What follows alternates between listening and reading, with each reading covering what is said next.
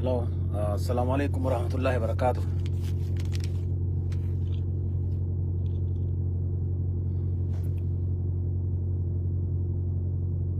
Sagaleen tiyyan dagamti, inshallah sagaleen.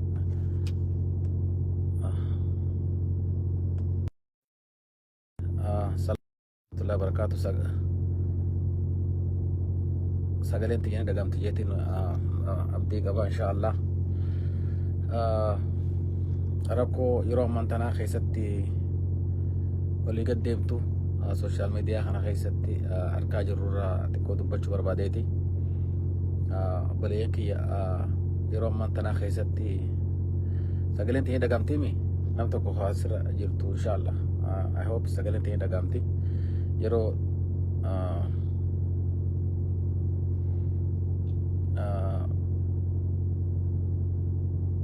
sagaleen tiyyan dagamti jetiin abdadha inshallah nin dubbadha. Wannin jechuu barbaadu yeroo ammaan tanaa waan seenaa dhala namaa keessatti hin dalagamneetu ilmaan Oromoo irratti dalagamu jira.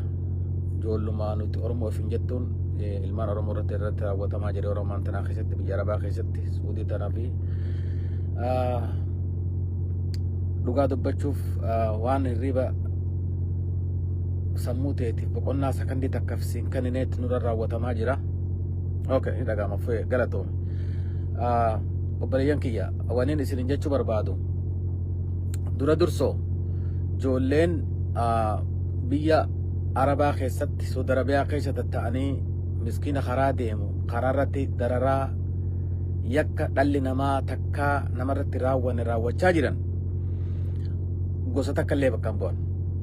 Dura dursoo wanni beekamuu qabu ijoolleen sun Harargees bakka hin buutu, Arsiis bakka hin buutu,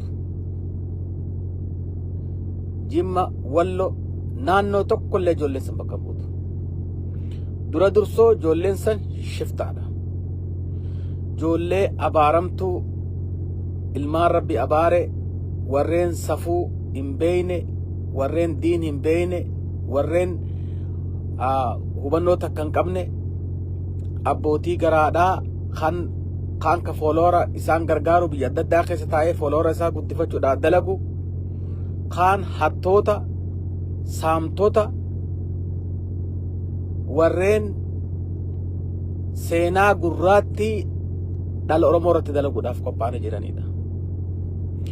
Kanaaf dura dursoo ijoolleen biyya Arabaa keessa teessee miskiina keenya karaa deemu yakka irra raawwachaa jirtu, yakka dhalli namaa takkaa namarratti hin dalagaa jirtu akka gosa takka illee Harargees, Arsiillee bakka naannoo takka illee akka bakka hin buune jala muramee beekamuu qaba. Lammaffaa irra guddaa solution yookiin furmaata irraa hin dubbachuu barbaada. Rakkoon tun yeroo adda addaa deebitee jirti. Manguddoon sheekonni keenya, hayyoonni keenya keessa seenanii araarsanii namoonni adda addaatiin gastii irratti fiduudhaan furmaanni akka araaraatitti wanti godhame ni jira. Sun hundi jara keenya afuuffaan madaan fayyiftu. Rakkoon bu'uura irraa yoo furmaatan harkatiin yeroo gabaabduudhaaf warreen gastii irra dhihaatanii akka waan araaraa fakkaatu sun fala ta'uu hin danda'u. Kanaaf falan lafa kaa'uu barbaada. Falli jiru tokkoo fi tokko qofa. Sheer godhaa waan kana namoota dhaga'uu qabu biraan gahaa inshallah callisuu irra dubbachuu wayya. Falli jiru tokkoo fi tokko. Falli jiru tokkoffaa namni dubbii tana fala guddaa itti kaa'uu danda'u koominiitii biyya Saudi Arabiyaa keessa jirtan, manguddoo achi jirtan, hayyoota achi jirtan beekaa callistan malee ni beektan rakkootan. Warri Saudi Arabiyaa keessa jiru ni beeka, ni arka, keessaa bu'aa qaba. Ijoolleen tun biyya Saudi Arabiyaa keessatti rakkoon takka yoo taate mootummaan Suudiidhaa bara kana keessatti teeknooloojiidhaan akka barbaadetti dhaqee qabuu danda'a. Waan huduuda yookiin daangaa Saudi Arabiyaa keessatti jiru qabee rarraasee seera dhiyeessuu danda'a. Biyya Saudi Arabiyaa keessa imbaasii Itoophiyaattu jira. Warreen achi jirtan, warri Suudii keessa jirtan faayidaa irraa qabdan riyaala 50 riyaala 100 isinii sheer godhama. osoo dubbiin nam tokko makiinaan dhoytee manguddoon biyya san jirtu namoonni biyya san jirtan kaatanii dachii samii waliin geessanii teessanii gumaa teessanii dalaytan faayidaa keessaa argama waan taateef hoggaa hiyyeessa keenya lafarraa dhumu califtee istanii ilaaltan seenaan isin gaafata kanaaf rakkoo jirtu tana namni furmaata itti godhuu danda'u dura dursoo jalqaba irratti hawaasa Saudi Arabiyaa jiru warreen abbootii gadaa achi jiran fedhan Harargee taatan Arsii taatan Jimma taatan Walloo taatan naannoo feetan ta'a walit dhufa naannoo tokko qofaa miti Harargee qofaa miti Arsii qofaa miti rakkoon tun garee warra Jimmaa qabdi Walloo qabdi Harargee qabdi Arsii qabdi naannoo biraallee qabaachuu dandeessi warra nuti hin beekne kanaaf durarratti namni furmaata kaa'uu danda'u koominiitiin biyya Suudii jiru walit dhufee imbaasii Itoophiyaatitti dhaquudhaan ijoolleen tun naannoo magaalaa guddittiirraa Riyaadirraa lafa kiiloomeetira 20 30 40 50 caalle jiran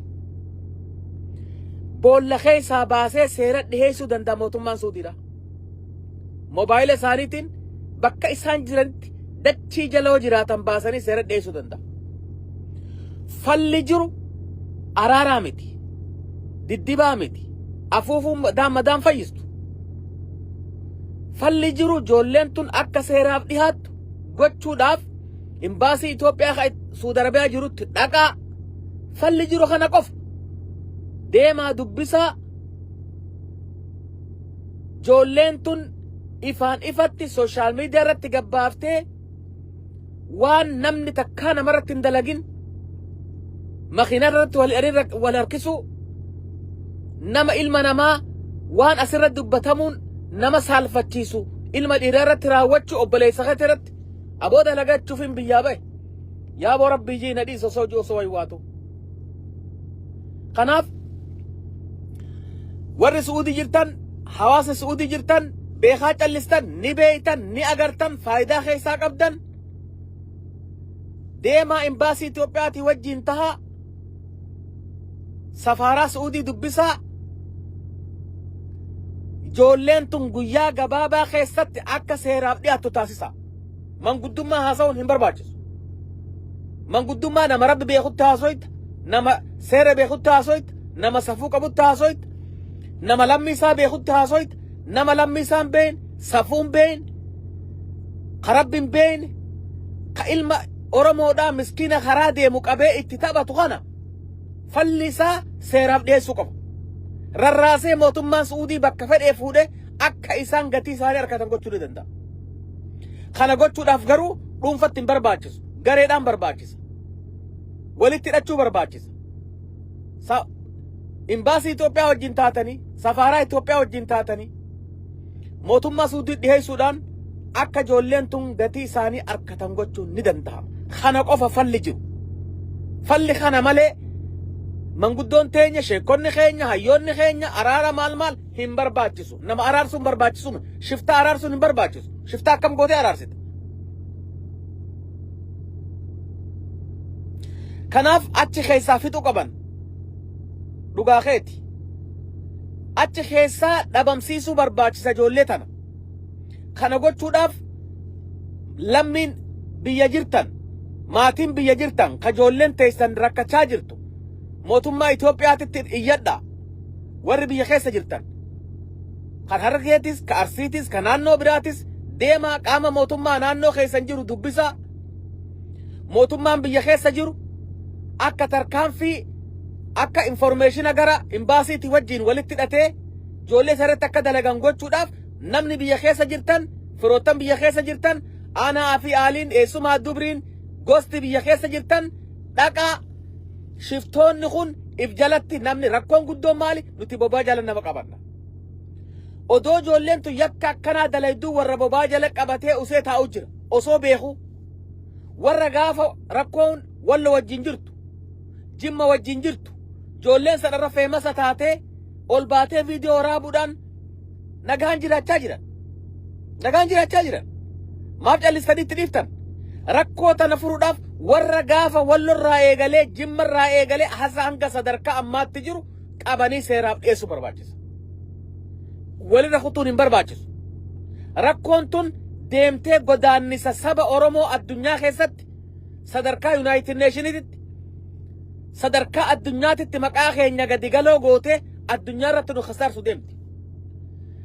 Nama gurraachallee akka namni sadarkaa addunyaatti xiqqaatu nu godhu deemti. Kanaaf yakka ijoolleen shiftoonni saba tokkollee bakka hin buune, gosa takkallee bakka hin buune, Harargee bakka hin buune, Arsii bakka hin buune, Jimma bakka hin buune, Walloo bakka hin buune miskiina keenya irratti raawwachaa